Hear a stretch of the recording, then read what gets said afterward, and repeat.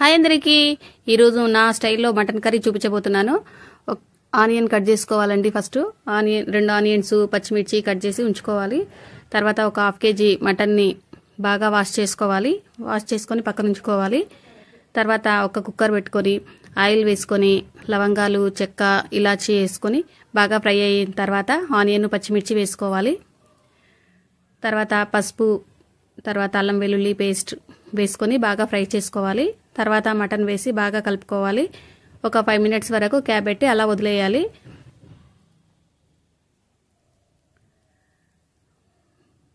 మటన్లో వాటర్ పోయే వరకు ఉంచుకోవాలి. తర్వాత ఒక బాండి పెట్టి 2 స్పూన్ల గసగసాలు వేయించుకోవాలి.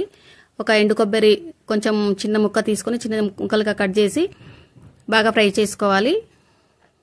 3 లవంగాలు, 2 ఇలాచీలు, స్టార్ పువ్వు, కొంచెం దాల్చిన చెక్క బాగా ఫ్రై చేసుకోవాలి.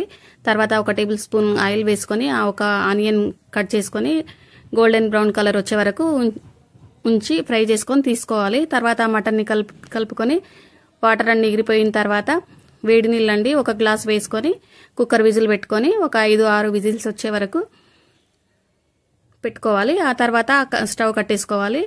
ఇప్పుడు వేయించుకున్నవి మసాలాలు ఉన్నాయి కదా, మిక్సీ పట్టుకోవాలి. దాంట్లోనే ఆనియన్ వేసుకొని బాగా మెత్తగా మిక్సీ పట్టుకోవాలి. తర్వాత కుక్కర్ క్యాప్ తీసి పసుపు, ఉప్పు, కారం, కొంచెం పుదీనా ఆకు వేసుకొని మళ్ళీ కొంచెం సేపు క్యాప్ ఉంచుకోవాలి. తర్వాత ఈ పేస్ట్ని పట్టుకున్నాం కదా, ఆ పేస్ట్ని కూడా వేసుకొని బాగా కలుపుకొని ఒక 5 మినిట్స్ దాకా మగ్గనియాలి.